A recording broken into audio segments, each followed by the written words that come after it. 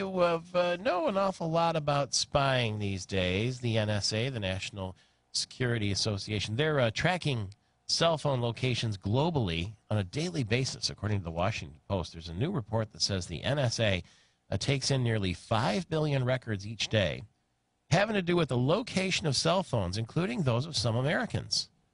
The Post says it used documents released by former NSA contractor Edward Snowden, remember him, and interviews with intelligence officials to determine how many phones were tracked every single day by the NSA.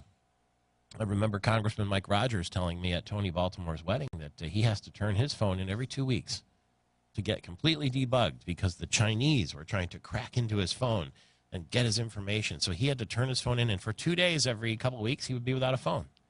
Well, they had to go through, and he said, you wouldn't believe how many little viruses make their way in there, how many little bugs make their way in there. But even the president now, not allowed to have an iPhone. The president told a group of young people at the White House yesterday he can't have the smartphone for security reasons. Apple is one of the tech companies the NSA whistleblower Snowden said that allowed the NSA to access to their customer service data. So the president of the United States, President Barack Obama, can't have one because it's susceptible, I guess, to spying. And remember, when he was elected first term, he was a BlackBerry guy. And he really wanted to be able to have his BlackBerry so he could stay in touch with his friends and keep in touch with people. And the security people said, you can't do that.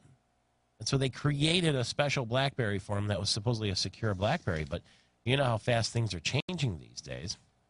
So I don't know if the president has a smartphone at all anymore, if he has a secure one, but it certainly isn't an iPhone for what it's worth.